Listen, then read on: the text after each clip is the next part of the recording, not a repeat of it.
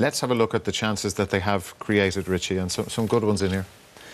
The way the game started, I mean, there was a big difference in class from Morocco. This is Benatia here. This is on one of the occasions where a long ball worked well for them, partly because it was such a poor defensive header, and Harit then follows up with a shot. What they did well here, kept the ball moving. This is what we wanted to see more from them. Technically, they're a very good side. They move it quickly. They drew out Iran here to one side and then switched the play. And then Amrabat was left 1v1 against Safi, and he does that really well. I think Safi should be upset with how he defended that, and maybe a better header from Belanda. But again, they're good footballers when they've time on the ball. But here we go, long again. But the success, the reason you would do this, I mean, it's so poor centrally in the air, Iran. But Morocco probing away, and then this ball out wide then, and Harit then gets a run.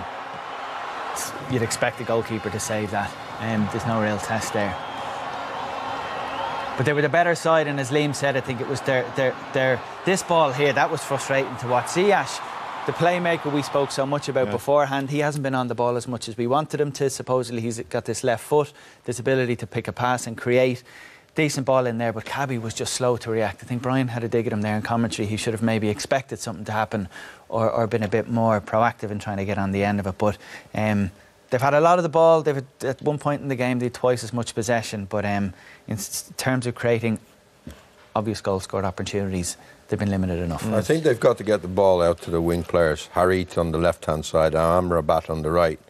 First 15, 20 minutes, they were managing to do that. After that, they weren't, because they were resorting to long balls, hopeful diagonal balls, and they were going out of play or they were giving up possession. But if they can get those two guys on the ball, they're dangerous. We've been talking about the Iranian defence and how impressive they've been in qualifying. In this particular passage you play, OK, the ball didn't go in, but they didn't look impressive here at all, this goal-mouth scramble. No, this was, they were queuing up, weren't they? It was Benatia falls, the best chance falls to. Smashed across the box. Now watch, Benatia there, the goalkeeper makes a really good save. And they looked at sixes, at sevens, the Iranians, in this particular skirmish. But they managed to get away with it. And after that, it was relatively plain sailing for them defensively. And when they did settle, Liam, we're going to look at positive stuff from them and just how well they did. There wasn't a lot of positive stuff there. They have a tactic with the long throw in. That caused a bit of a problem.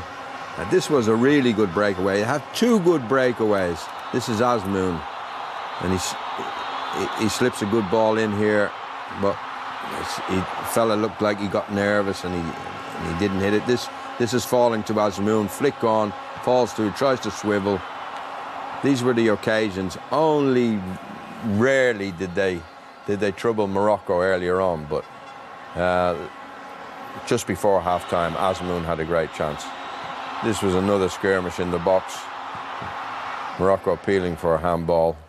But, as I say, the best chance of the game fell to Azmoun. And here it is. And did he get nervous on this, do you think, Liam? Well, I think he'd done most things right, but I think the goalie had deserved some credit. El Kajawi, he stands up, he doesn't go to ground, stops it with his legs, and then another stop from Yakim Bakash following in. But Azmoun, we saw him finish in the Champions League better than that, but the goalkeeper deserves credit.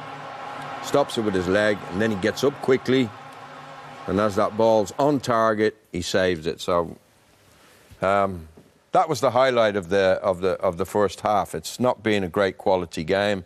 I think Morocco will be annoyed with the way they played, particularly in the second half of the first half. They were wasteful with possession, and as I say, if they can get the ball to Harit and Amrabat, then they've got a chance.